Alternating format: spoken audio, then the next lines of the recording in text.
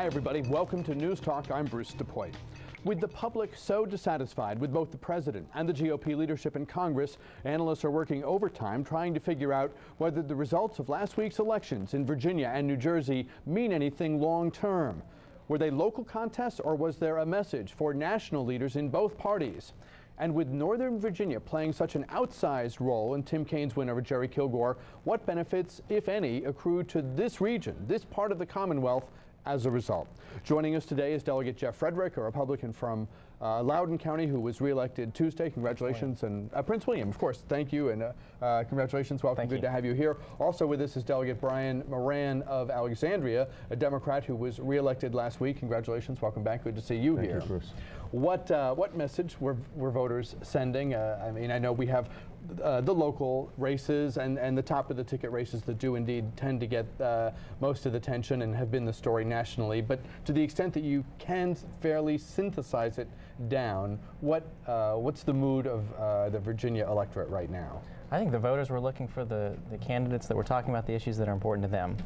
I think the candidates that spoke to the things that are affecting their quality of life, those are the ones that they voted for.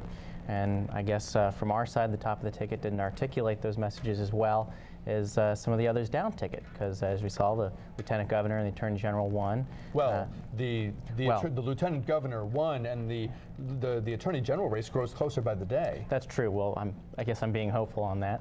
But and then down ticket in my county, we continue to be a completely Republican delegation to the General Assembly.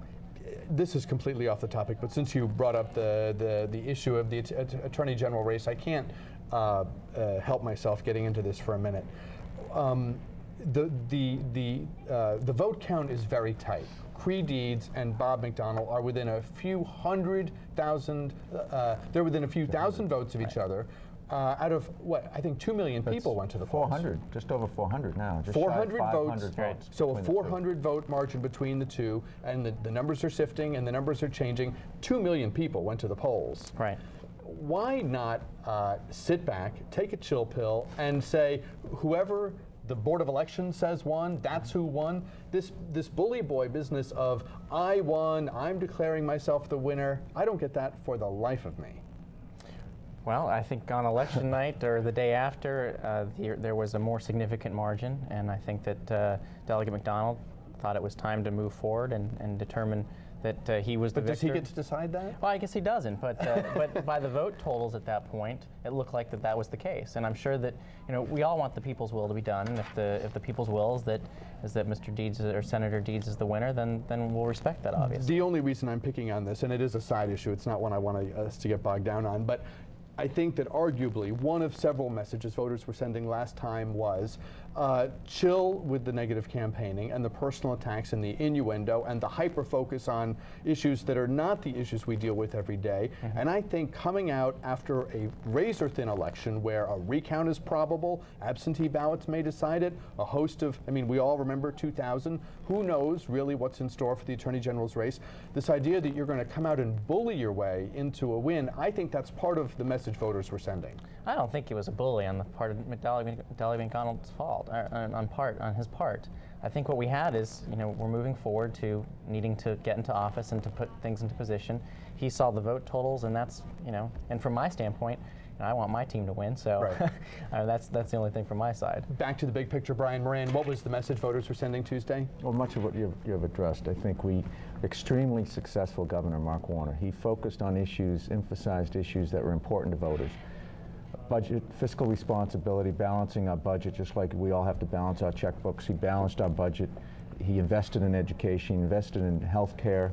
And people respected that. They recognized that. He enjoys an extremely high approval rating because of those efforts. And Tim Kaine ran on those issues. He successfully said, this is the Warner-Kaine administration. I stand for the same. And if you want to continue Mark Warner's governorship, vote for Tim Kaine. And people did. And I think he successfully articulated the same message that we're going to continue the successes that we've done under Mark Warner. We're going to continue to do it in a fiscal responsible way. We recognize there's a transportation problem. We need to address it. And we don't need to address it in a partisan way either. Now I'm looking forward to Tim Kaine reaching across the aisle to Jeff and other Republicans to try to work on our problems in a bipartisan way, which is just what Governor Warner did. So I think the bottom line is he ran a centrist campaign. He talked to the independents, and overwhelmingly the Democrats, obviously, but also the independents broke for Tim Kaine. If there was ever a time when the stars were in alignment and you could potentially have a big Democratic night, it was last Tuesday. Why couldn't they carry it further down the ticket, though? Why did you have so many people? And you know, there had been a prediction here the Friday before the election that this might be the case. You didn't have people go Kaine and then Byrne and then Deeds. It appears you may have had Kaine and then crossing over to Bowling and quite possibly McDonnell. Right. Well, you saw, we thought it was a pretty big Democratic night because when you start, people identify themselves. But it was almost like they were it's overwhelmingly Republican. So when it was you almost at the like top of the ticket, they wanted an insurance policy, though. Well, they were saying, well, we think we like Kaine, and we're not sure we liked how Kilgore campaigned. So yes, we're going to go Kaine, but immediately they cross over and get themselves an insurance policy. I think they went back to their party affiliation. I think they Kaine and Kilgore, by the end of the night, by the end of the day on election day, people had an idea about them. I mean, frankly, Jerry Kilgore ran a very negative campaign. Was what the feeling I was getting at the polling places. Tim Kaine, they liked him. They liked his message. They liked his relationship with Mark Warner, and so they voted for him. But then on the second, when they started to go down the ballot, they really didn't know Leslie Byrne or Bill Bowling. Leslie Byrne's been Republican. Leslie Byrne's been in Congress. But but you saw the attention of this race. I don't think most people weren't even paying attention to this race until about a month before the election. We had Hurricane Katrina. You had the war in Iraq. You have a number of things nationally that are going on, and I don't think this really hit people's consciences until about the last month, and then it was primarily the top of the ticket, and so when they went to Byrne and Bowling, they voted their party identification, and Creed Deeds and Bob McDonnell's just about even. Right. And Creed Deeds did very well in his area out in Western Virginia, where he's well known as a state senator, and that made that race close. All right, when we come back, let's talk about the national messages, if any, coming out of this race. Also, does Northern Virginia, having been the kingmaker in this last contest, do they get to enjoy the fruits of that victory come January? More of our discussion with Jeff Frederick and Brian Moran in just a moment. We'll begin working in your phone calls, too, at 703-387-1020. We hope you join us. You're watching News Talk on News Channel 8.